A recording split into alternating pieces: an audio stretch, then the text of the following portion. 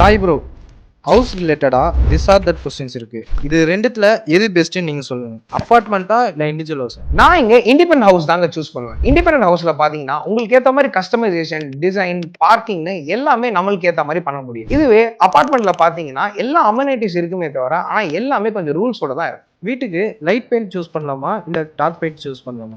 வீட்டுக்கு எப்பயுமே light paint choose பண்ணுங்க.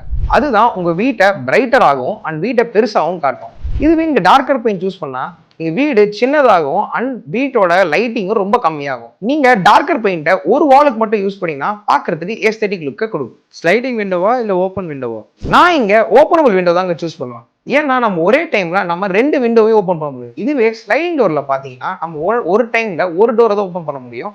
இதனால நமக்கு லைட்டும் ஏரும் பிளாக் ஆகும். ஓப்பன் கிச்சனா இல்ல க்ளோஸ்டு கிச்சனா? நான் இங்க ஓப்பன் கிச்சன் தாங்க சூஸ் பண்ணுவேன். அது டிசைன் வைஸும் பார்க்க நல்லா இருக்கும் அண்ட் ஓப்பன் கிச்சனா இருக்கிறதுனால நல்ல ஸ்பேஷியஸ் லுக்கும் தரும். உடன் ஃப்ளோரிங்கா இல்ல டைல்ஸ் ஃப்ளோரிங்கா? நான் இங்க டைல்ஸ் ஃப்ளோரிங் தாங்க சூஸ் பண்ணுவேன்.